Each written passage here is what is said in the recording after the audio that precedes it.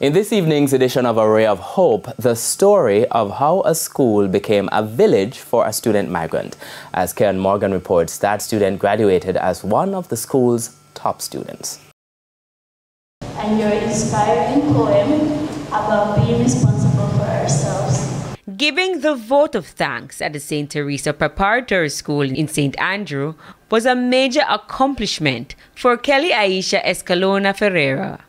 A Cuban migrant, when she came to Jamaica at the age of 6, Spanish was the only language she knew. I learned by my grade 1 teacher, Miss O'Connor. She helped me a lot. And also my now best friend, Elena Thompson. Adapting and adjusting took commitment, patience, and a lot of time. At first, I was kind of nervous since everything was different. Didn't really understand what anyone was saying. But eventually, with the help from all of my classmates, from all the school, it became very easy finally learning. Kelly was among the top graduates at her school. English is now one of her favorite subjects. One day I want to learn like as much languages as I can. Come September, Kelly will be attending one of the schools of her choice, Arden High. I'm excited, get to meet new people, be able to expand my education. Her mother, Maria Coelho, explained that the family immigrated to Jamaica after she got a job as a registered nurse.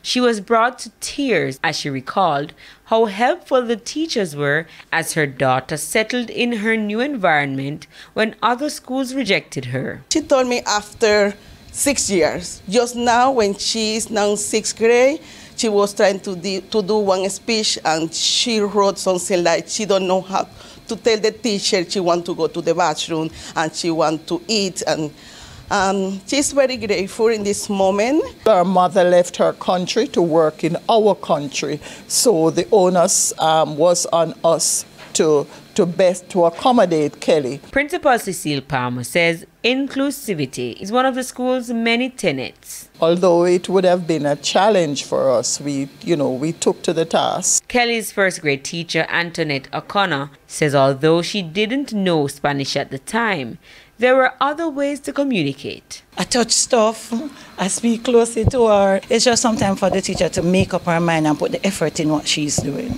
It is why Mrs. Coelho wanted to say thank you in her native language. Muchas gracias, Santa Teresa School, por todo lo que hicieron por mi hija. With A Ray of Hope, I'm Cuban Morgan.